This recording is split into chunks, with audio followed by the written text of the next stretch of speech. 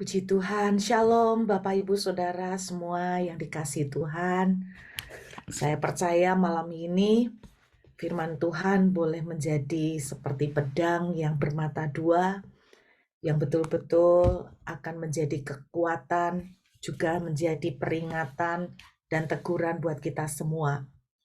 Saudara, beberapa hari ini Tuhan berbicara dengan kuat, seperti ada sebuah kata-kata yang muncul di hati saya, yaitu calling in your harvest, yaitu panggil panenanmu, panggil panenanmu.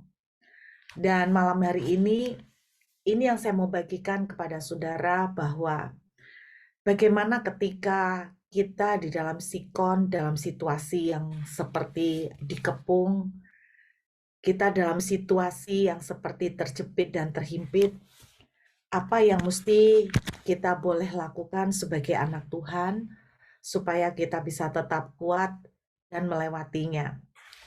Dan hal yang Tuhan ingatkan adalah ketika engkau di dalam kondisi yang terkepung, dan ketika engkau sepertinya tidak bisa bergerak, tidak bisa keluar kemana-mana, maka lakukan satu hal ini, yaitu panggil panenanmu.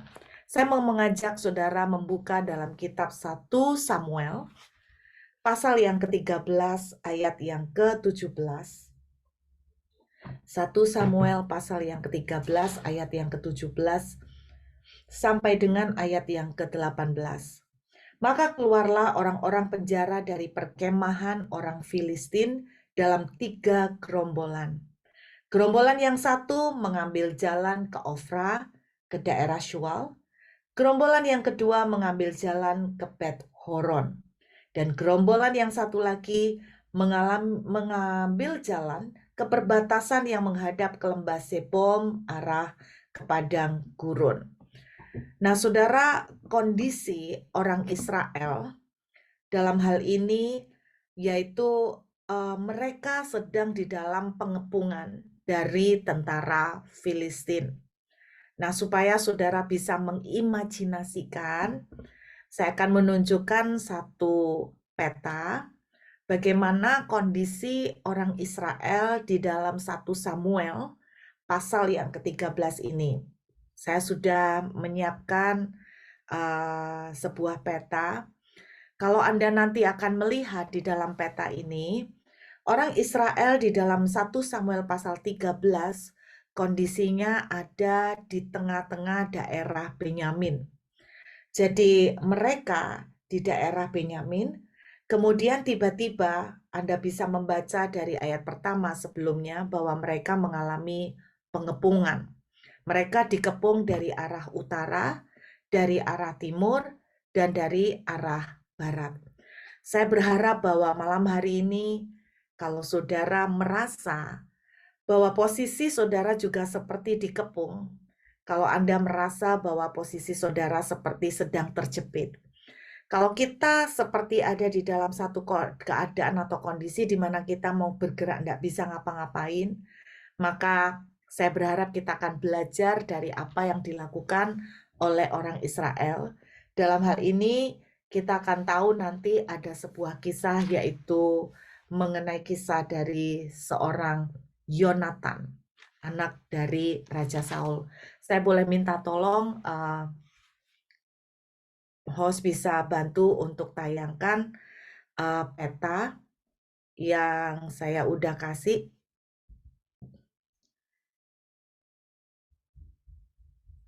Ya, mungkin boleh nggak agak di zoom. Nah, lokasi orang Israel, kita tahu bahwa Saul itu berasal dari suku terkecil, dari suku Benyamin. Dan ketika Saul memimpin, saudara, satu kali kalau Anda lihat di dalam peta ini, nah yang warna hijau ini adalah daerah kedudukan dari suku Benyamin.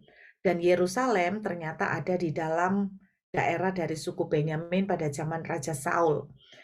Dan ini istilahnya ini belum diduduki oleh Daud, jadi belum diduduki oleh bangsa Israel. Nah, kemudian saya minta peta yang kedua boleh ditayangkan.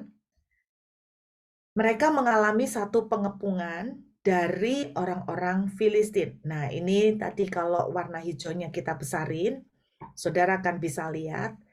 Nah, orang-orang Israel mengalami satu pengepungan, yaitu dari 3 arah. Dari utara, dari timur, dan dari barat. Dari Oprah, dari Bet Horon, dan dari Sebom. Di manakah lokasi mereka? Mereka ada di Gibeah. Nah, saudara bisa membayangkan bahwa mereka betul-betul mengalami pengepungan yang luar biasa. Bukan hanya di Gibeah, tetapi orang-orang Filistin juga menduduki di daerah Mikmas. Jadi mereka betul-betul terkepung. Mereka betul-betul dikelilingi oleh musuh mereka. Dan inilah kondisi orang Israel pada kisah dalam 1 Samuel 13. Nah, yang saya mau bagikan kepada Bapak Ibu Saudara malam hari ini, kalau kita mengalami kondisi seperti ini, saya mau ajak kita maju lagi ke ayat 19. Ayat 19. Kondisi yang luar biasa terjadi pada orang Israel, yaitu mereka mengalami pengepungan. Lebih ngerinya lagi, di dalam ayat 19 dituliskan begini, seorang tukang besi tidak terdapat di seluruh negeri Israel. Sebab orang Filistin berkata, jangan-jangan orang Ibrani membuat pedang atau tombak. Jadi semua orang Israel harus pergi kepada orang Filistin untuk mengasah mata bajaknya, beliungnya, kapaknya, atau aritnya masing-masing. Nah, Anda perhatikan bahwa orang-orang Israel bukan cuma dikepung, tetapi mereka tidak memiliki satu senjata pun. Karena untuk membuat senjata, mereka sangat mengandalkan kepada orang Filistin. Alkitab menuliskan, tidak ada besi dan tidak ada tukang besi di seluruh Israel. Sehingga kalau mereka butuh senjata, mereka bergantung atau mengandalkan orang Filistin. Nah, Anda perhatikan.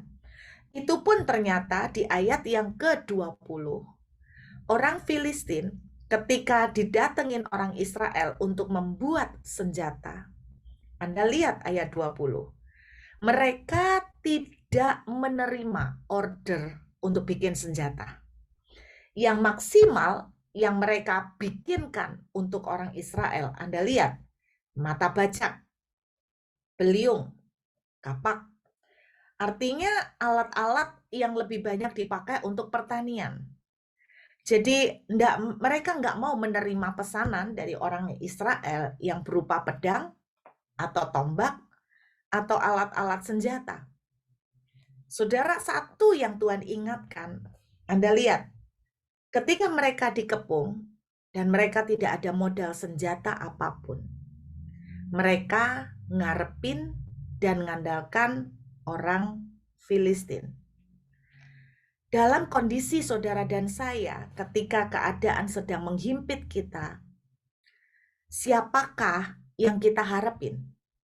Siapakah yang kita andalkan bantuannya?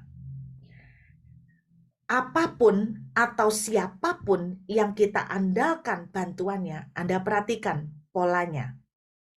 Kita akan selalu pada akhirnya dikendalikan oleh apa atau siapa yang kita andalkan. Saya ulangin, saudara. Siapapun yang kita andalkan, siapapun yang kita harapin untuk menolong, maka tanpa kita sadari, kita akan dikontrol, dikendalikan oleh orang tersebut, oleh sesuatu yang kita andalkan. Salah satu contoh, ketika kita mengandalkan bantuan keuangan dari keluarga, dari seseorang, percayakah Anda bahwa tanpa kita sadari, kita sebetulnya sedang ada di bawah kuasanya. Kita dikendalikan oleh dia. Orang tuh kalau hutang, Anda perhatikan, akhirnya ketika kita itu berhutang kepada seseorang, Kita itu mau tidak mau tanpa sadar kita tuh dalam tanda kutip seperti jadi budak. Seperti jadi hamba pada orang itu. Kita harus cari muka, kita harus berbaik-baik. Kalau tidak berbaik-baik nanti utang kita ditagih. Kemudian kita bisa dikendalikan tanpa kita sadari. Siapapun yang kita andalkan, kita pada akhirnya akan dikontrol sama dia. Orang Israel dikontrol sama orang Filistin. Mereka tidak boleh bikin senjata. Mereka cuma diizinkan bikin alat-alat pertanian. Nah, Anda lihat, bukankah ini yang terjadi? Makin lama, makin parah. Sudah mereka tidak boleh bikin senjata, cuman boleh bikin alat pertanian. Itu pun mereka di-charge dengan harga yang sangat mahal. Anda lihat. Nah, inilah pola yang terjadi. Kalau saudara dan saya di tengah kondisi kepepet, berhati-hatilah dengan siapa kita mengandalkan bantuan.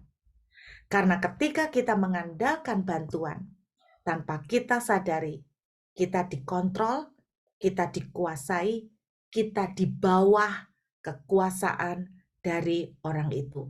Bahkan makin lama, bisa makin sampai ditawan, sampai kita betul-betul tidak bisa bebas. Nah, saya pengen mau menunjukkan kepada saudara, hati Tuhan selalu rindu untuk kita itu diberkati. Mari kita lihat Ulangan 28. Kita akan membaca ayat cukup banyak malam hari ini. Ulangan pasal yang ke-28. Kita lihat ayat yang ke-13. Ulangan 28 ayat yang ke-13.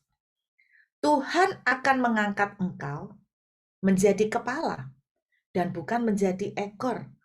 Engkau akan tetap naik dan bukan turun apabila engkau mendengarkan perintah Tuhan Allahmu yang kusampaikan pada hari ini kau lakukan dengan setia. Tuhan selalu rindu untuk menaruh kita itu di atas, jadi kepala. Tetapi ketika kita mengandalkan orang, ketika kita mengandalkan rentenir, ketika kita mengandalkan bahkan bank, ketika kita mengandalkan keluarga untuk menolong kita, maka saudara dan saya tidak akan pernah bisa menjadi kepala, tapi kita akan diposisikan menjadi ekor. Dan mereka yang kita andalkan itu yang menjadi kepala, menjadi orang yang memegang otoritas di atas kehidupan kita, menjadi penguasa dan kita jadi hambanya. Nah, saya percaya bukan kehendak Tuhan seperti ini. Saya rindu dan saya yakin juga bahwa Tuhan rindu untuk membawa kita kepada kemenangan. Lalu bagaimanakah ketika kita itu di dalam pengepungan? Ketika mungkin saudara hari ini sedang di dalam kondisi yang susah. Bagaimana kita harus bisa keluar menjadi pemenang? Jangan mengandalkan kepada Filistin. Makanya berkali-kali di Alkitab kita juga membaca bahwa ketika orang Israel mengalami kekeringan, mengalami kelaparan, mereka selalu diingatkan sama Tuhan jangan lari ke Mesir. Ketika Abraham itu diizinkan Tuhan mengalami kekeringan, Tuhan juga berkata sama Abraham, jangan lari ke Mesir. Ishak juga dikasih tahu, jangan lari ke Mesir, jangan mengandalkan kepada Mesir, jangan mengandalkan kepada kereta kudanya. Lalu apa yang harus kita lakukan kalau hari ini kita sedang dalam kondisi yang sangat kepepet? Saya ajak kita melihat 2 Korintus pasal yang ke-10. Dalam kitab 2 Korintus pasal yang ke-10. 2 Korintus pasal yang ke-10 ayat yang ke-3 sampai dengan ayat yang ke-4. Apa yang Tuhan mau kita kerjakan, saudara? 2 Korintus pasal 10 ayat 3 sampai 4. Memang kami masih hidup di dunia, tetapi kami tidak berjuang secara duniawi. Karena senjata kami dalam perjuangan bukanlah senjata duniawi, melainkan senjata yang diperlengkapi dengan kuasa Allah yang sanggup untuk meruntuhkan benteng-benteng. Saudara, Tuhan dengan jelas ngajarin gini, kita memang hidup di dunia ini. Orang kan selalu berkata, Bu, kalau saya nggak utang bank kan nggak bisa. Semua orang itu hutang bank. Kalau saya nggak utang bank itu nggak nutut, Bu. Tapi Tuhan bilang begini, kamu memang hidup di dunia ini. Tetapi sejak kita menjadi anak-anak Tuhan, maka menurut 2 Korintus pasal 10, kita tidak lagi berperang pakai senjata dunia. Saudara harus bedakan, kita tinggal di dunia, tetapi kita bukan dikuasai oleh dunia. Ketika kita menerima Tuhan Yesus sebagai Tuhan dan Juru Selamat, Yesus sudah mengalahkan dunia. Sehingga walaupun kita lokasi dan posisinya masih ada di atas bumi menginjakkan kaki di dunia, tetapi kita sebetulnya beralih karena kita punya akses kemenangan, yaitu bukan lagi pakai senjata dunia, tapi pakai senjata Tuhan. Oke? Jadi memang orang Israel dikepung secara fisik di dunia. Tetapi di dalam Kristus Yesus yang sudah mati dan bangkit, kita mempunyai akses senjata Allah yang dipercayakan kepada saudara dan saya. Nah, bagaimana cara senjata Tuhan? Saya ajak lihat dalam Zakaria pasal 4. Lalu bagaimana caranya kalau kita hidup di dunia dan kita sedang mengalami kepengepungan dan kita tidak tahu harus berbuat apa? Tuhan bilang, jangan pakai senjata dunia. Jangan pakai senjatanya dari orang Filistin. Pakai cara Tuhan. Bagaimana cara Tuhan? Zakaria pasal 4 ayat yang ke-6. Bagian yang ke B. Maka berbicaralah ia katanya, inilah firman Tuhan kepada Zerubabel bunyinya. Bukan dengan keperkasaan dan bukan dengan kekuatan, melainkan dengan rohku, firman Tuhan semesta alam. Jadi jelas sekali bukan pakai cara dunia, tapi pakai cara dan kekuatan Tuhan. Nah, lebih jauh lagi, bagaimana memakai cara dan kekuatan Tuhan. Kalau kita perhatikan apa yang Tuhan tunjukkan di Alkitab, bagaimana cara Tuhan itu berperang. Termasuk di dalam kitab 1 Samuel ini, Anda akan temukan banyak sekali contoh bagaimana cara Tuhan berperang. Nah, Anda dengar baik-baik. Cara Tuhan berperang selalu memakai apa yang ada. Saya ulangin, cara Tuhan berperang. Termasuk hari ini kalau saudara sedang mengalami masalah dan dikepung, cara Tuhan perang adalah selalu memakai apa yang ada. Kita akan lihat banyak sekali contoh. Hakim-hakim, pasal yang ketiga. Kita lihat Hakim-hakim, pasal yang ketiga. Ayat yang ke-16. Dan Ehud membuat pedang yang bermata dua, yang panjangnya hampir sehasta. Disandangnya lah itu di bawah pakaiannya pada pangkal paha kanannya. Satu contoh, orang ini bikin senjata sendiri. Tidak mengandalkan pedang dari orang lain. Nah, Anda lihat, ini salah satu contoh sederhana. Bahwa mereka, Tuhan selalu mengajarin bagaimana cara kita perang, pakai apa yang ada. Contoh yang lain, kita lihat Hakim-hakim pasal yang ke-15. Kita membuka banyak ayat ya Bapak Ibu Saudara malam hari ini. Hakim-hakim pasal yang ke-15. Ayat yang ke-15. Hakim-hakim pasal 15 ayat 15. Ini bicara tentang Simson. Kemudian ia menemui sebuah tulang rahang keledai yang masih baru. Diulurkannya tangannya, dipungutnya dan dipukulnya mati 1.000 orang. Pakai apa saudara? Tulang rahang keledai. Lihat, bukan pakai granat, bukan pakai senjata, bukan pakai pistol. Pakai tulang rahang keledai. Kita lihat banyak sekali contoh. Dalam kitab Keluaran pasal 4, ayat 1 sampai dengan ayat 2. Kita melihat contoh yang lain yaitu tentang Musa. Pada waktu Tuhan memakai Musa, Lihat ayat yang kedua dari Keluaran pasal 4 ayat yang kedua. Tuhan berfirman kepada Musa, Anda garis bawahi, apakah yang di tanganmu itu? Jawab Musa, tongkat. Nah, kita tahu Musa dipakai Tuhan melakukan banyak mujizat dengan berbekal tongkat. Sebuah peristiwa yang besar yang kita tahu dari tongkat Musa adalah membelah laut. Itu peristiwa yang akbar. Mari kita lihat contoh yang lain. Oh, banyak sekali. 2 Raja-Raja. Kita lihat 2 Raja-Raja pasal yang keempat. 2 Raja-Raja pasal yang keempat, ayat yang ke-1 dan ayat yang kedua. Salah seorang dari istri-istri para nabi mengadukan halnya kepada Elisa sambil berseru, hambamu suamiku sudah mati. Dan engkau ini tahu bahwa hambamu itu takut akan Tuhan, tetapi sekarang penagih hutang sudah datang untuk mengambil kedua orang anakku menjadi budaknya. Perhatikan ayat 2. Jawab Elisa kepadanya, apakah yang dapat kuperbuat bagimu? Beritahukanlah kepadaku apa-apa yang kau punya di rumah. Elisa enggak nanya, kamu enggak punya apa? Elisa enggak nanya, kamu enggak punya modal? Kamu enggak punya duit? Elisa enggak nanya. Elisa nanya, apa yang kamu punya?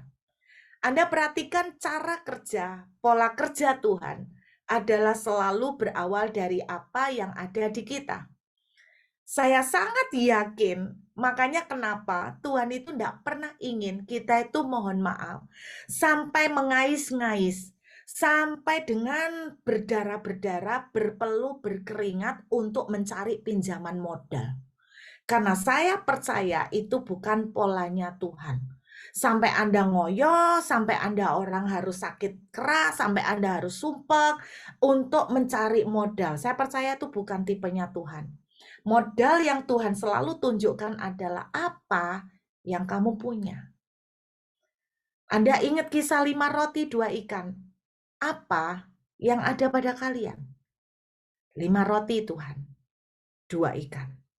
Lihat, Tuhan tidak suruh cari makanan di kampung-kampung terdekat.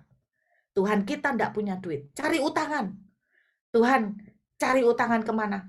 Pasang wajah yang melas, minta belas kasihan. Pokoknya memelas sampai kamu dipinjemin semuanya. Tuhan tidak pernah lo ngajarin itu. Nah, itu sebabnya saya sangat yakin kalau ada jemaat konseling sama saya, Bu, apakah saya kalau pinjam duit kira-kira Tuhan berkenan? Saya tetap percaya Tuhan selalu punya pola apa yang ada di tanganmu. Saudara, menarik sekali, perempuan ini, janda ini, dia bilang begini, ayat yang kedua, kalimat yang terakhir, hambamu ini, nah ini kan selalu kita seperti perempuan ini. Hambamu ini tidak punya sesuatu apapun di rumah kecuali, nah kan saudara dan saya selalu bilang begitu ya. Ayo, kamu mau mulai bisnis, kamu mau mulai kerja. Apa yang bisa kamu lakukan? Apa yang bisa kamu punya? Selalu kita akan mengeluarkan kata-kata pertama, aku tidak bisa apa-apa. Aku tidak punya apa-apa. Itu selalu, always, tidak pernah, never ya. Selalu begitu kata-katanya. Tapi Anda perhatikan, sama seperti perempuan ini. Tidak punya apapun kecuali. Nah, berarti kecuali kan masih punya kan? Elisa kan nggak tanya berapa banyaknya. Dia cuma tanya apa yang kamu punya.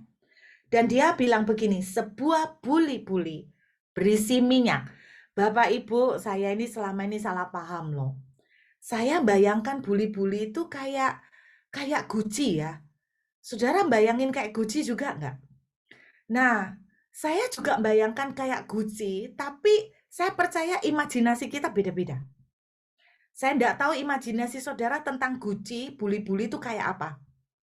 Seberapa besar saudara? Segini? Kan kita sering melihat gambar-gambar di mana ya, di sekolah minggu, wanita-wanita yang ngambil air bawa buli-buli ya kan, bawa buli-buli yang mungkin tingginya sekitar 25-30 cm, itu buli-buli berisi minyak. Ternyata saya salah paham. Bahasa aslinya buli-buli ini ternyata dari bahasa Ibrani itu asuk. Asuk itu artinya ini, botol kecil. Segini, ya ampun Tuhan, ini botol urapan saudara ya. Mungkin sekecil botol urapan segini nih loh, segini. Paling cuman 3 sampai 5 cm. Anda bayangkan, Elisa tanya, apa yang kamu punya? Wanita ini bilang, aku punya botol kecil. Nah, kecil itu kan relatif ya. Kecil buat saya belum tentu kecil buat saudara, ya kan? Buat saudara mungkin kecilnya 1 liter. Mungkin buat saya kecilnya 500 mili. Tapi ternyata buli-buli, apalagi dengar kata buli-buli, bayangan saya bejana 30 cm Bapak Ibu tingginya. Ternyata cuman sekitar 3 sentian botol kecil berisi minyak. Anda lihat, Tuhan selalu memulai dari yang kecil, dari apa yang ada. Saudara, sebuah contoh yang lain. Seorang janda Sarfat dalam 1 Raja-Raja 17. Ketika Elia datang, Elia tanya, bikinkan aku roti. Dan dia bilang, aku hanya punya tepung segenggam dan sedikit minyak. Only a little. Hanya sedikit. Ada kata-kata sakti Bapak Ibu. Hanya. Kata-kata sakti yang luar biasa buat Tuhan. Hanya. Saudara, mungkin kita nggak punya apa-apa. Hanya hati yang mau melayani Tuhan. Mungkin kita tidak memiliki uang. Hanya tenaga yang bisa kita berikan untuk Tuhan. Jangan meremehkan hanya. Karena Tuhan selalu memulai berkat dan kemenangan dari sebuah kata hanya. Amin. Nah saudara, lalu gimana caranya? Kalau memang Tuhan memulai dari sesuatu yang kecil, lalu apa yang harus saya lakukan, Bu? Nah, saya lagi membedah topik ini. Ada beberapa senjata Tuhan yang ternyata Tuhan ekspos di Alkitab yang bisa kita terapkan. Senjata Tuhan selalu cirinya mulai dari sesuatu yang simple. Memulai dari sesuatu yang hanya. Memulai dari sesuatu yang sederhana, sesuatu yang kecil. Kita akan melihat sebuah contoh Hakim-Hakim pasal 3 ayat 31. Ini baru salah satu contoh yang saya akan bagikan kepada saudara malam hari ini. Jadi salah satu senjata Tuhan yang simple tadi, yang sederhana, yang hanya. Hakim-Hakim pasal 3 ayat 31. Hakim-Hakim pasal 3 ayat 31. Ada seorang hakim bernama Samgar. Sesudah dia bangkitlah Samgar bin Anat. Ia menewaskan orang Filistin dengan tongkat penghalau lembu, 600 orang banyaknya. Demikianlah ia juga menyelamatkan orang Israel. Sebuah senjata yang diekspos di ayat ini adalah yang namanya tongkat penghalau lembu. Tongkat penghalau lembu itu sebetulnya bukan penghalau lembu, Bapak Ibu. Jadi itu semacam alat yang tidak bisa dibilang tajam banget. Dan alat ini dipakai untuk kalau lembu itu lagi males nih ya, terus lembu itu mulai berhenti jalan, maka untuk membuat lembu itu jalan, mereka memakai alat ini. Jadi ini yang namanya dalam bahasa Inggrisnya itu ox goad. Jadi ox itu lembu, goat itu bukan goat kambing ya, GOAD, itu alat untuk ngerain lembu. Nah, bukan pecut ya, bukan cambuk, tapi alat ini semacam tongkat yang istilahnya kalau dipakai untuk disentuhkan ke badannya lembu, dia akan tahu bahwa dia harus gerak, dia tidak boleh berhenti. Nah, ini yang namanya alat yang dipakai oleh Samgar. Ternyata Alkitab menuliskan dengan alat ini dia bisa mengalahkan 600 orang banyaknya dari pihak musuh. Nah, apakah yang dimaksud dengan tongkat penghalau lembu? Wah, terima kasih Pak Julius sudah menayangkan gambarnya. Nah, saya enggak tahu apakah yang di YouTube bisa melihat ini enggak. Tapi, nah itu Anda jangan bilang bahwa itu kayak tajam banget ya, enggak. Jadi, itu kelihatannya tajam tapi tidak sampai tajam seperti itu untuk melukai seekor lembu. Nah, ini yang namanya oxgood. Nah, saudara, apakah yang dimaksud dengan oxgood? Yuk kita lihat Pengkhotbah pasal 12. Kita lihat kitab Pengkhotbah pasal 12. Saya menemukan bahwa, wow, ini ternyata salah satu senjata Tuhan loh. Pengkhotbah pasal 12. Kita lihat ayat yang ke-11, saudara. Pengkhotbah pasal 12, ayat yang ke-11. Kata-kata orang berhikmat seperti kusa dan kumpulannya seperti paku-paku yang tertancap diberikan oleh satu gembala. Saudara, Alkitab menuliskan dalam bahasa Inggrisnya lebih jelas lagi. The words of the wise, kata-kata dari orang bijak. Nah, Anda lihat kalimat terakhir dituliskan, diberikan oleh satu gembala. Nah, dalam bahasa aslinya, gembala di sini, the shepherd, itu dituliskan dengan huruf besar. Yang kita tahu bahwa itu menunjuk kepada Tuhan sebagai gembala. Nah, Alkitab menuliskan di kitab Pengkhotbah ini bahwa kata-kata orang bijak yang diberikan oleh gembala, dengan kata lain, kata-kata dari sang gembala, dari kata-kata Tuhan juga. Nah, bahasa Inggrisnya bunyinya seperti ini. The words of the wise are like goats. Di Indonesia diterjemahkan dengan kata kusa. Orang bingung ya, karena tadi kalau Samgar memakai tongkat penghalau lembu, itu bahasa Indonesianya tongkat penghalau lembu. Tapi di Pengkhotbah 12 ayat 11 dituliskan kusa, dalam bahasa Inggrisnya adalah tongkat penghalau lembu, yaitu goat. Jadi sama Bapak Ibu. Dengan kata lain, Tuhan berbicara satu hal yang indah banget ya. Samgar itu memakai kusa, memakai goat, ox goat, untuk menghalau 600 orang musuh. Lalu di dalam Pengkhotbah 12 ayat 11 Tuhan menyingkapkan bahwa kata-kata the word of the shepherd, kata-kata yang bijak, kata-kata firman dari sang gembala juga ternyata adalah seperti kusa, seperti tongkat penghalau lembu. Saudara, dengan kata lain, saya menyimpulkan bahwa salah satu senjata Tuhan yang sebetulnya diberikan kepada saudara dan saya, saking sederhananya, saking simpelnya, saking kecilnya, saking hanya kita sering meremehkan, yaitu kata-kata yang diucapkan, deklarasi firman, deklarasi kata-kata yang Tuhan ucapkan. Jadi dengan kata lain, sebuah senjata yang saudara dan saya bisa terapkan ketika kita dalam kondisi terhimpit adalah pakai mulut saudara dan saya untuk mendeklarasikan kata-kata yang positif, mendeklarasikan firman. Baca 2 Korintus. Kita lihat 2 Korintus, pasal yang keempat, saudara.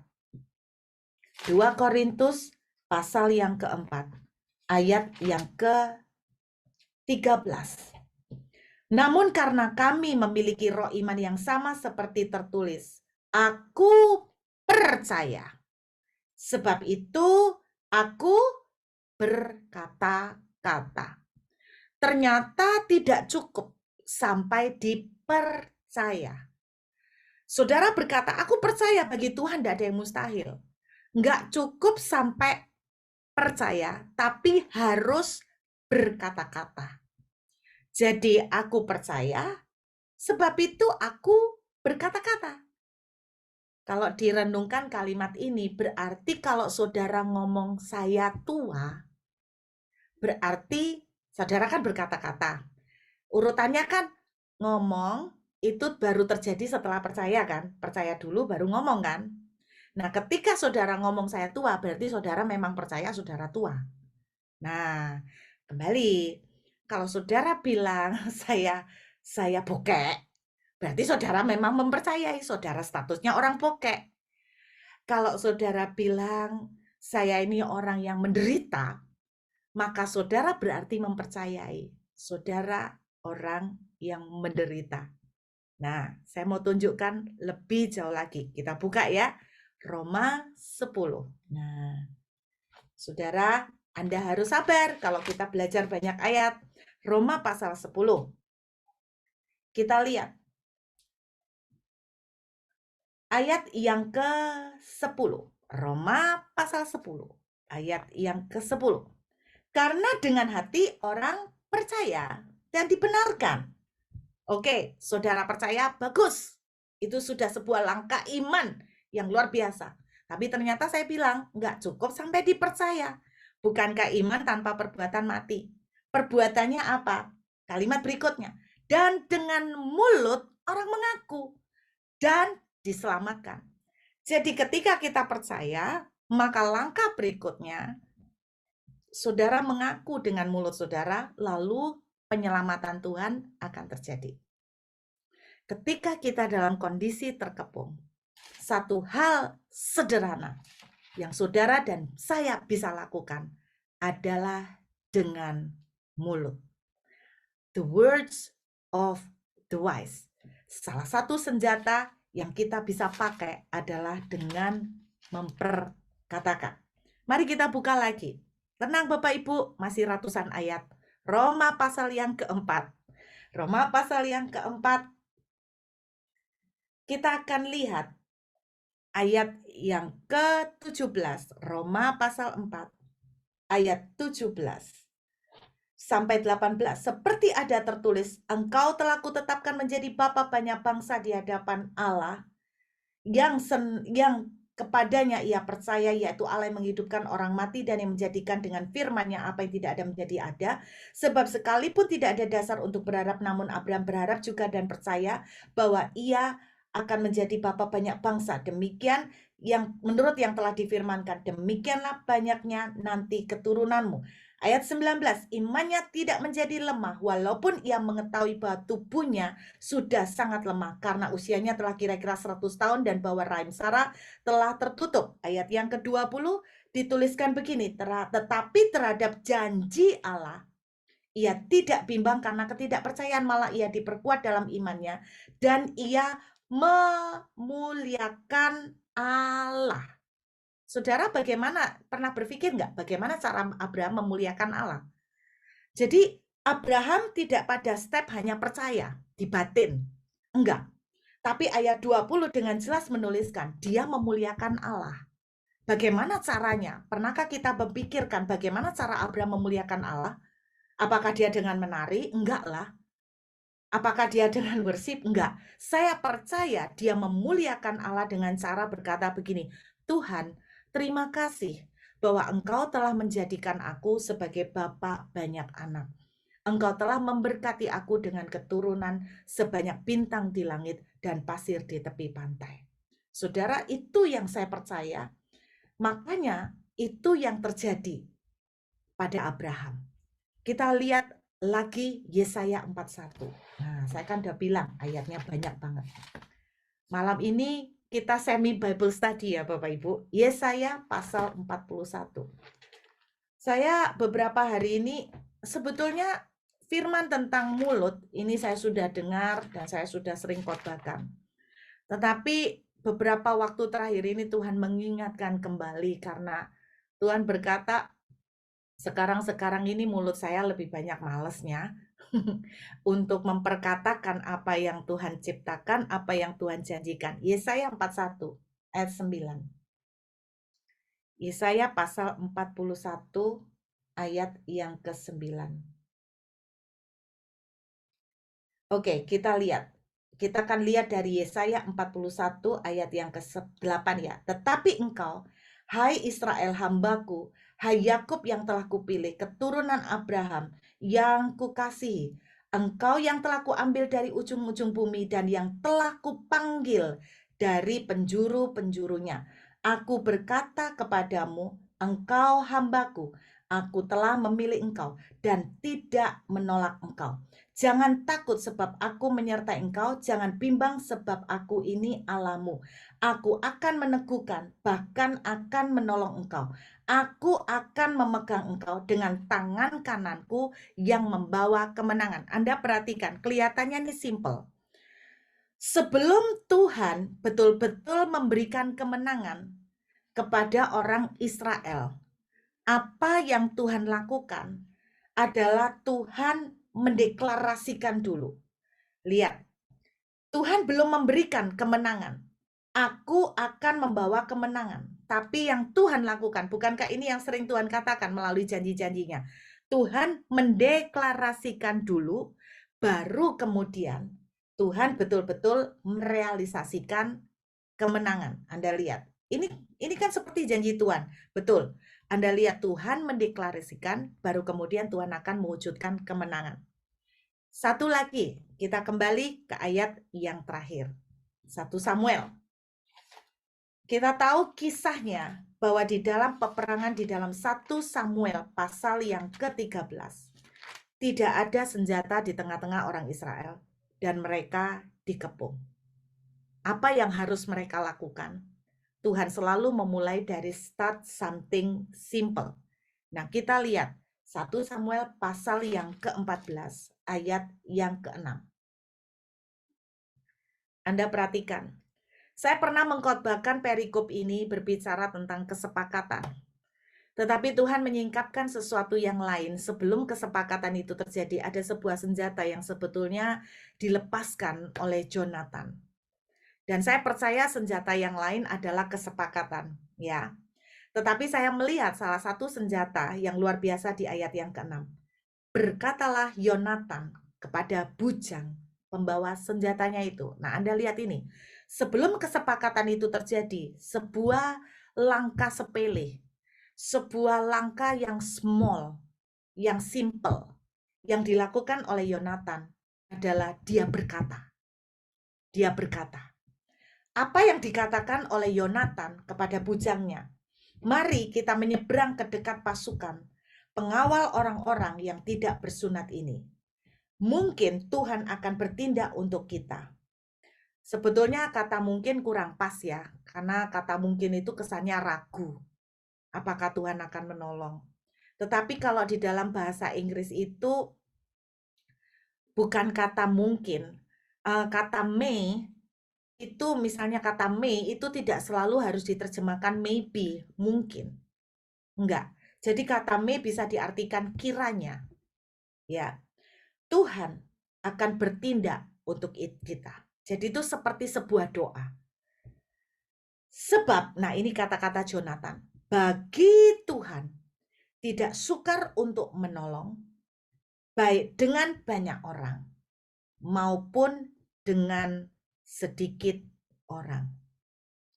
Jadi saya percaya ini yang rupanya mendahului kemenangan Jonathan. Alkitab dengan jelas menunjukkan bahwa orang Israel nggak pegang senjata apapun, cuman ada 2 senjata dari seluruh Israel. Satu punyanya Saul dan satu punyanya Jonathan. Jadi saya percaya ketika Jonathan berangkat dengan bujangnya, dia bawa dua pedang. Mungkin pedang itu adalah pedangnya Jonathan plus pedang bapaknya dicolong, saudara, diambil diam-diam, ya kan? Karena dia diam-diam untuk menyelinap keluar. Nah, tetapi sebelum dia memulai, apa yang terjadi? Sebuah senjata yang diterapkan oleh Jonathan melebihi dari pedang yang di tangan dia, yaitu adalah dia berkata bahwa bagi Tuhan tidak sukar untuk menolong, baik dengan sedikit maupun dengan banyak orang. Versi bahasa Inggrisnya bagus banget Bapak Ibu. Versi bahasa Inggrisnya bilang begini, nothing restrain the Lord to save by many or by few. Tidak ada yang bisa menghalangi Tuhan untuk menyelamatkan, baik dengan sedikit maupun dengan banyak orang. Bisakah saudara dan saya belajar berkata begini, tidak ada yang bisa menghalangi Tuhan untuk menyelamatkan. Tidak juga dengan tidak ada modal. Amin. Tidak juga dengan adanya tidak ada tabungan. Tidak ada yang bisa menghalangi Tuhan untuk memberikan pertolongan. Saudara, inilah sebuah senjata yang malam ini saya bagikan kepada Bapak Ibu. Ketika Anda sedang terkepung dan sama sekali tidak ada apapun yang bisa Anda harapkan untuk menyelamatkan kondisi saudara. Modal tidak ada. Saya mau berharap jangan mengandalkan pada orang Filistin. Jangan mengandalkan pada tempat yang salah. Ketika saudara mengandalkan pada sesuatu yang salah, Anda harus berhati-hati. Apa yang kita andalkan akan mengontrol, akan memperbudak, akan mendominasi, akan menguasai kita, sehingga membuat kita akan makin diposisikan menjadi budak, menjadi hamba, ada di bawah kuasanya. Saudara, makanya orang yang sangat tidak merdeka adalah orang yang punya utang. Kenapa? Karena kita menjadi budak dari orang yang mengutangi kita. Saya berharap saudara bisa tangkap ini. Jangan milih datang meminta bantuan dari orang Filistin. Tuhan bisa pakai tulang rahang keledai untuk mengalahkan musuh.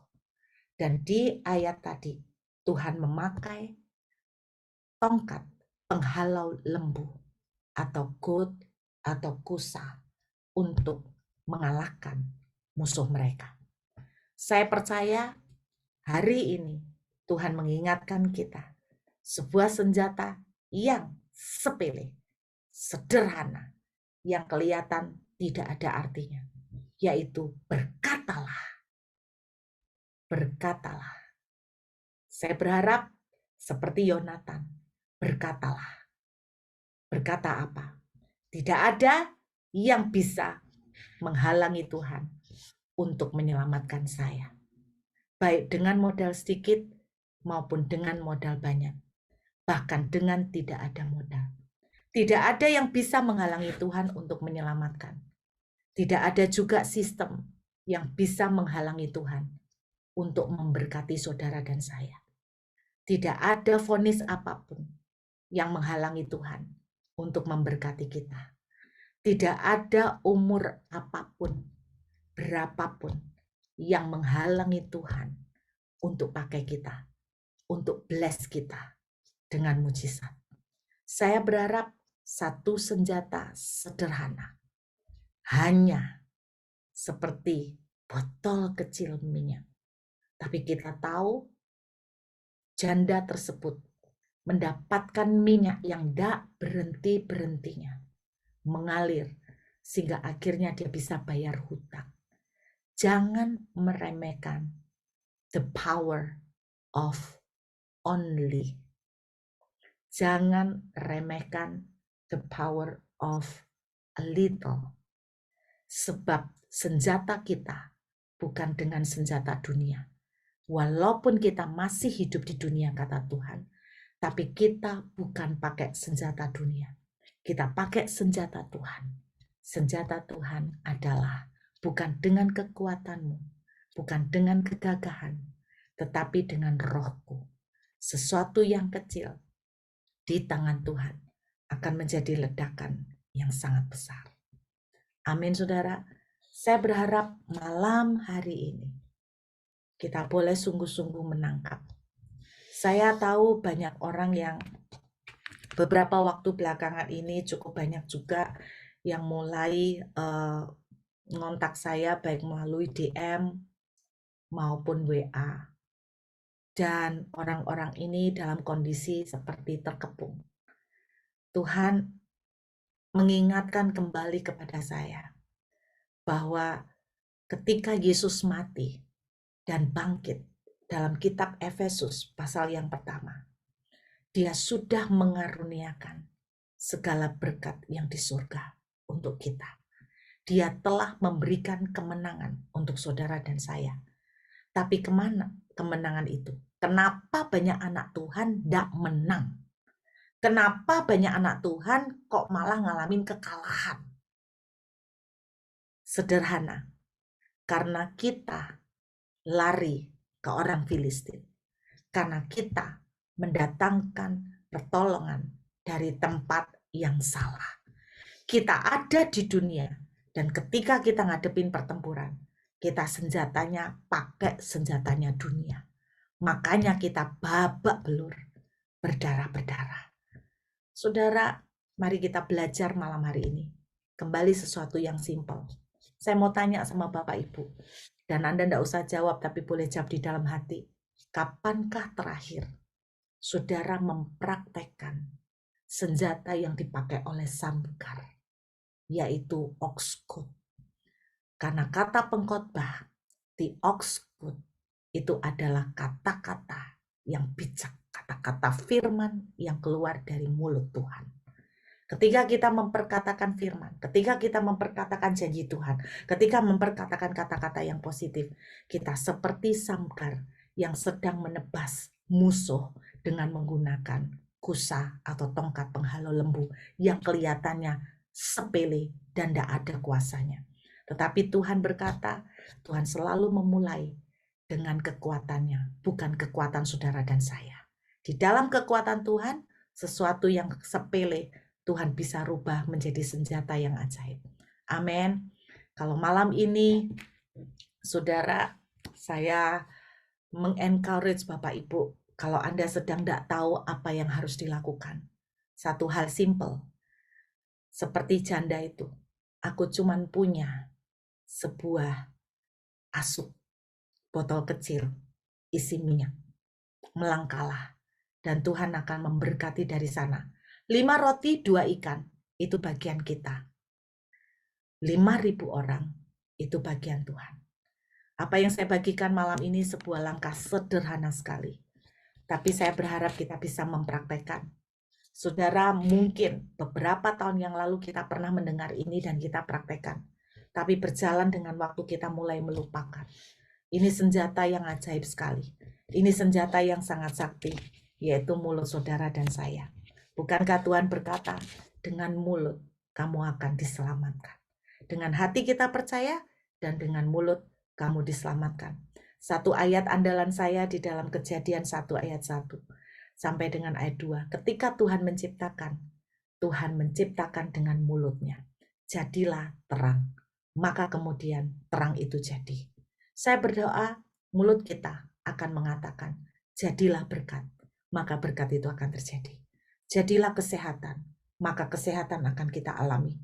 Jadilah awet muda, maka kita akan awet muda. Amin. Nah, saya berdoa seperti Nita yang mukanya selalu imut kayak anak kecil. Jadi awet muda terus. Saya hari ini memperpanjang paspor Bapak Ibu. Saya memperpanjang paspor. Terus kemudian saya memperpanjang paspor dari KJRI yang di Perth sini. Dan ketika memperpanjang paspor, wah, soalnya begini Bapak Ibu, Anda enggak tahu belakangan ini ketika saya tuh sisir rambut, ketika saya mulai nyisir rambut, saya tuh ngeliat gini, loh Tuhan kok rambut putihku nambah ya? Kok rambut putihku nambah ya?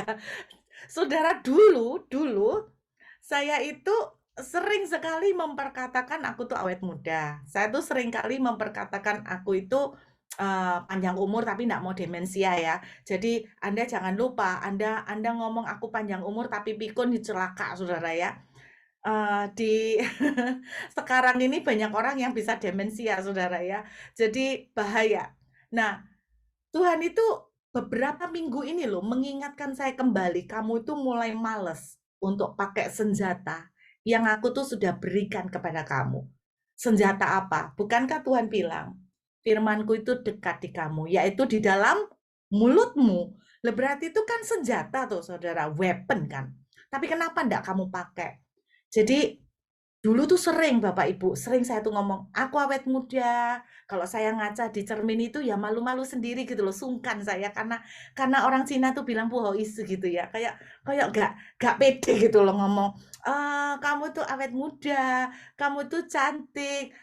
Nah, ketika kata cantik itu paling sungkan saya. Kalau awet muda masih oke lah, tapi ketika kata cantik itu sungkan saya.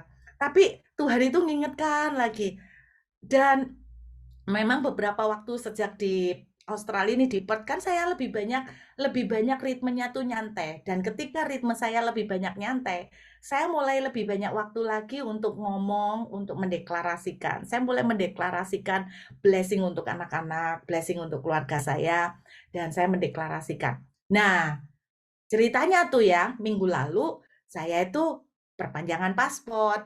Kemudian kan langsung foto di KJRI. Jadi pada waktu foto, nah tadi saya ngambil hasilnya, hasil paspor saya. Kemudian sama orang KJRI itu ternyata sudah dikasihin lembaran kopian. Lembaran kopian itu dijajarkan antara paspor lama dengan paspor yang baru. Paspor yang lama itu sebetulnya belum hangus, Bapak Ibu, belum hangus. Jadi paspor paspor saya yang lama itu masih expirednya itu bulan November tahun depan, gitu loh. Bulan November tahun depan, jadi masih kurang 1,5 tahun ya. Jadi masih kurang 1,5 tahun. Cuman kenapa saya perpanjang sekarang? Karena saya mesti mempersiapkan untuk visa ke Amerika. Jadi teman saya menyarankan, lu perpanjang paspor aja. Jadi visa Amerikanya kan kalau dapat kan 5 tahun. Nah, kalau visa Amerika ditaruh di paspor lama kan sayang.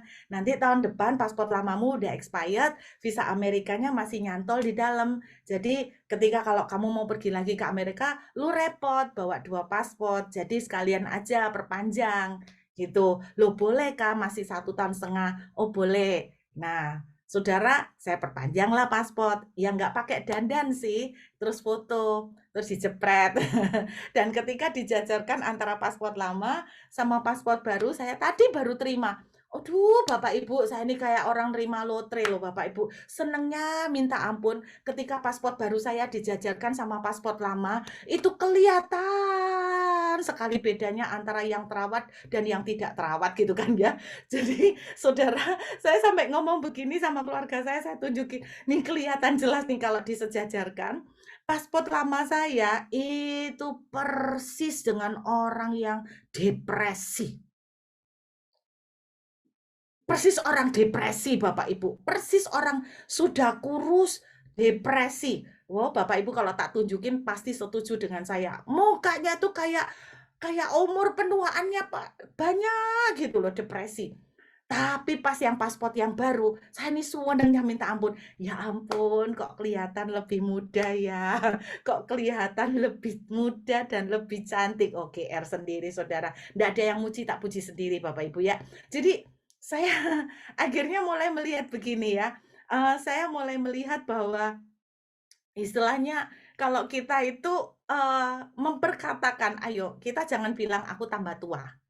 Kita jangan bilang terus, "Aduh, aku tambah lemes, kekuatanku makin berkurang." Jangan bilang, "Aku tambah lama encokku tambah gampang kambuh. Aku kok tambah tua tambah ndak kuat ya, tambah umur kok tambah tenaganya sudah beda." Kalau Anda mengucapkan itu berarti Anda percaya itu dulu, dan ketika kau percaya, engkau memperkatakan dan Anda lihat dengan percaya engkau dibenarkan dan dengan mengaku engkau diselamatkan. Berarti ketika saudara percaya, percaya bahwa saudara tua, saudara sudah ditok palu tok, ya kan sah.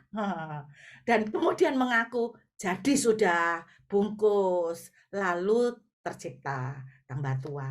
Saya berdoa mulai hari ini, ini teman-teman chatting katanya kasih chat, wah foto di Perth itu lebih cantik. Mungkin ya, mungkin saya nggak tahu ya. Soalnya kalau buat foto di imigrasi Surabaya itu kan gini ya, kita baru duduk nih ya, baru duduk nih. Yang moto tuh kan nggak ngitung. 1, 2, 3, nggak ngitung saudara. Tahu-tahu kita jadi, loh Pak sudah kapan fotonya? Sudah Bu gitu. Lu ya ampun ya itu jadinya stres Bapak Ibu. Foto sutris saudara. Jadi saya mau sampaikan, ayo kita belajar mengucapkan kata-kata. Mari kita ciptakan atmosfer kemenangan ya. Saya nggak tahu apa yang menjadi kekalahan dan pergumulan saudara, tapi saya mengajak kita ciptakan atmosfer kemenangan, kita ciptakan atmosfer berkat. Amin Bapak Ibu. Yuk kita sembahyang, kita berdoa, kita menghampiri Tuhan beberapa waktu ini. Terima kasih Tuhan Yesus, terima kasih. Bapa, hamba sungguh percaya. Hamba sungguh percaya. Firman-Mu ya dan amin. Kalau Engkau menunjukkan bahwa kami berperang bukan dengan kekuatan dan kegagahan kami, tetapi dengan Roh-Mu. Dan Roh-Mu, menurut firman-Mu dalam kitab Yohanes, akan mengajari kami dalam seluruh kebenaran. Roh-Mu yang mengajari kami bagaimana kami harus berperang. Tuhan, kalau Engkau mengajarkan bahwa ketika orang-orang di firman Tuhan mengalami peperangan dan tertekan, seperti Yosafat, ketika di dalam pertempuran dia digempur dari segala penjuru, dia dihimpit. Apa yang dia bisa lakukan adalah dia menyanyikan puji-pujian. Dia membuka mulutnya untuk menyanyikan puji-pujian dan memuliakan Allah. Abraham juga demikian, Tuhan. Janda Sarfat juga begitu. Wanita yang ditinggalkan suaminya dengan banyak hutang juga melakukan hal yang sama.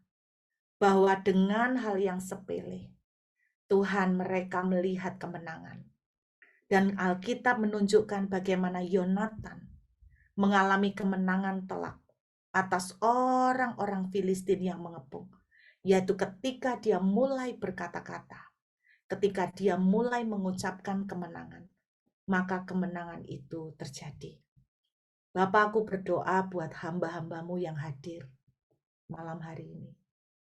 Tuhan bicara secara spesifik buat kamu ya Julius. Pakai mulut kamu. Kemenangan sudah Tuhan kasih soal kerjaan. Mungkin kamu punya perhitungan meleset. Mungkin banyak stok-stok yang harus macet. Mungkin banyak pembelian-pembelian yang kamu perhitungannya salah. Tapi saya melihat tangan Tuhan turun atas kamu. Dan mulailah perkatakan seperti Yonatan. Alkitab menuliskan, ketika Yonatan maju berperang, posisi Yonatan ada di bawah. Sedangkan orang Filistin ada di atas bukit. Ini merupakan sebuah posisi yang jelas-jelas kalah dan melemahkan bagi orang Israel.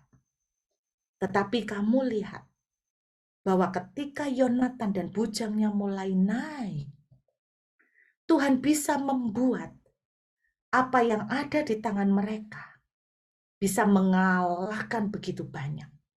Mereka cuman mungkin jumlahnya mengalahkan sedikit, tapi sisanya Tuhan berperang secara luar biasa buat mereka. Ini waktunya kamu berjalan berperang dengan Tuhan. Ini waktunya kamu jangan pakai rasio, jangan pakai logika lagi. Jangan terlalu banyak dipikirkan dengan logika dan perhitungan secara akal manusia. Tapi biarlah engkau menjadi iman seperti anak kecil. Mempunyai iman seperti anak kecil yang belajar berkata, "Ya Tuhan, aku percaya sepenuhnya apa yang Tuhan katakan." Dan hari ini Tuhan berkata buat engkau, seperti Tuhan memberikan kemenangan telak atas pengalaman Yonatan, dengan segala keterbatasan walaupun hanya ada 2 senjata, 2 pedang, Tuhan memberikan kemenangan yang luar biasa. Tuhan berkata, apa yang ada di hidupmu, yaitu pakailah mulut kamu untuk melepaskan kemenangan, untuk melepaskan berkat, untuk melepaskan semua hal-hal yang Tuhan sudah janjikan kepadamu. Ketika banyak yang macet dan sebagainya, lepaskan perkataan. Lepaskan perkataan bahwa barang-barang stok ini semuanya akan diberkati. Semuanya akan ngalir seperti sungai yang mengalir dengan lancar tanpa hambatan. Lepaskan perkataan kemenangan. Ini waktunya kamu bukan cuma belajar, tapi ini waktunya kamu mempraktekkan. Tuhan bicara untuk yang namanya Yunika. Saya nggak tahu di mana orangnya, tapi Tuhan berkata buat Yunika. Sesungguhnya beberapa bulan dari hari ini, Tuhan akan membuat engkau tercengang-cengang. Sebab pertolongan dari seberang lautan, gambaran sebuah tempat yang jauh, akan datang kepadamu. Sebuah pertolongan dari seberang lautan akan datang kepadamu. Yesaya pasal 60 ayat yang kelima. Ini waktunya apa yang ada di tanganmu akan mengembang, bahkan melewati batas teritori. Demikian yang Tuhan taruh buat yang namanya Yunika. Akan mengembang melebihi batas teritori. Tuhan bicara juga buat yang namanya Ben. Tuhan tunjukkan ada orang-orang yang beberapa waktu belakangan ini menjadi sandungan bagi engkau. Menjadi orang-orang yang betul-betul menyusahkan hatimu. Yang bukannya menolong, tapi mungkin cuma mengkritik, mungkin cuma memperlakukan tidak adil. Dan aku melihat seperti ada panah-panah yang diluncurkan untuk menyerang engkau. Panah-panah ini berbicara bisa berupa serangan lewat verbal atau kata-kata, intimidasi, kritikan, hinaan. Tapi saya nggak ngerti persisnya gimana, tapi apa yang saya lihat bahwa hatimu banyak mengalami kecewa, luka. Dan Tuhan ingatkan malam hari ini, jangan menaruh nilai kepada apa yang orang katakan. Mungkin orang mengolok, merendahkan. Jangan menaruh nilai yang berlebih. Tuhan katakan, percayai apa yang aku ucapkan. Tuhan akan membalikkan nasibmu.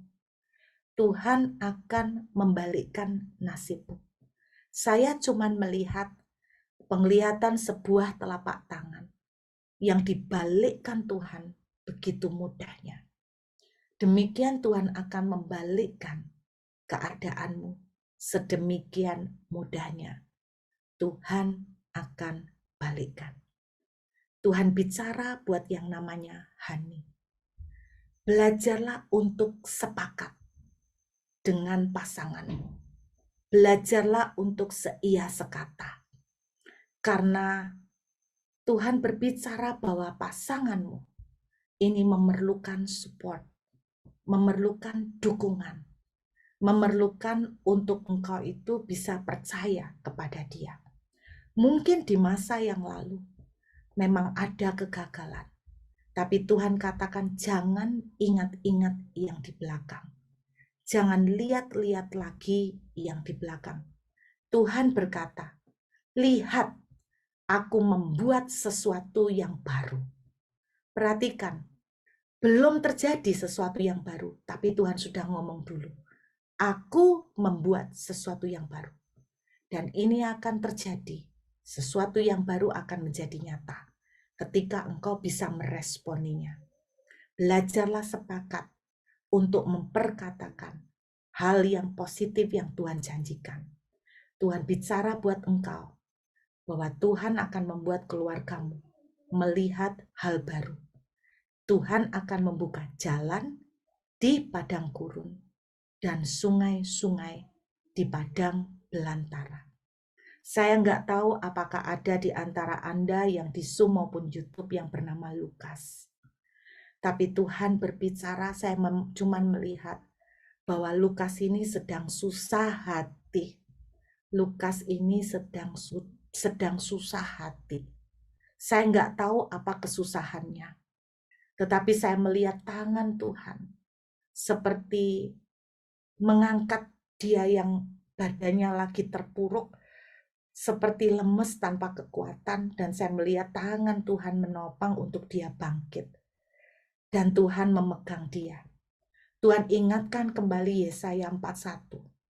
Aku akan memegang kau. Jangan takut. Ini tidak akan sampai menghancurkan kamu. Tapi Tuhan Tidak akan biarkan kamu sampai tergeletak. Belum sampai itu terjadi, kamu akan selamat, kamu akan lewat, dan kamu akan ditolong. Kamu akan mengalami kelepasan. Saya tidak ngerti siapa yang namanya Vita, tapi Tuhan bicara kembali untuk yang namanya Vita. Firman Tuhan tentang orang Israel seperti yang ada di dalam kepungan, dan engkau tidak ada jalan untuk melihat pertolongan. Tapi Tuhan berkata, aku akan membuat jalan yang betul-betul tidak kamu lihat sebelumnya. Dan itu akan menjadi jalan tol. Yang artinya bukan cuma sekedar jalan, tapi jalan ini mengalami percepatan. Jadi betul-betul akan menjadi seperti jalan tol freeway yang lepas buat kamu. Tuhan akan mendatangkan bala bantuan. Tuhan akan memberkati orang-orang dari berbagai arah, dan orang-orang ini akan diberkati sedemikian sehingga Tuhan akan kirimkan orang-orang ini untuk memberkati engkau. Sehingga ketika kondisi kepungan itu terjadi menekan engkau melihat tidak ada jalan, tapi Tuhan akan membuka jalan yang ajaib, yang kau tidak akan pernah duga. Tangkap aja dulu dengan iman percaya. Terima kasih Tuhan Yesus, terima kasih. Saya nggak tahu, saya juga melihat yang namanya Sandra. Tuhan berbicara mengenai yang namanya Sandra. Saya nggak ngerti kenapa ada dua nama, Sandra dan Monica. Saya nggak tahu apa hubungannya. Apakah dua nama ini berkaitan atau terpisah, saya nggak tahu. Tapi Tuhan berbicara mengenai Sandra. Dan saya melihat sebuah tempat di luar Jawa. Di luar Jawa. Saya tidak tahu kenapa. Saya cuma melihat sebuah peta di luar Jawa. Saya dan melihat tangan Tuhan ada di atas yang namanya Sandra ini. Juga yang namanya Monica. Saya betul-betul hanya menangkap sampai sebatas itu. Jadi kalau ada yang namanya demikian, nanti mungkin bisa kontak atau gimana. Tapi saya tahu Tuhan menangkap sesuatu buat Anda. Dan Tuhan akan melakukan sesuatu karena tangan Tuhan ditunjukkan turun atas Anda. Dan Tuhan akan sepertinya membuka jalur baru, membuka ekspansi baru untuk yang namanya Sandra ini. Mungkin ada di luar Jawa, saya nggak tahu, tapi Tuhan akan membuka ekspansi yang baru. Terima kasih Bapak, kami mengucap syukur buat malam hari ini untuk semua umat-Mu, baik yang melalui Zoom maupun di YouTube. Mari teman-teman kita mengangkat tangan sama-sama. Hamba memintakan berkat-Mu untuk mereka Tuhan. Biarlah berkat kemurahan-Mu terjadi atas kami semua. Kami berjalan dari kemenangan demi kemenangan. Sungguh Tuhan, tidak ada yang bisa menghalangi Tuhan untuk memberkati kami. Tidak ada yang bisa menghalangi Tuhan untuk menolong kami, untuk menyelamatkan kami, untuk menyembuhkan kami, untuk mendatangkan sukacita dalam kehidupan kami. Biarlah berkat dari Bapa, Putra, dan Roh Kudus berlimpah atas kami semua malam ini dan sampai selama-lamanya. Di dalam nama Yesus, yang percaya sudah terima sama-sama katakan, Amin.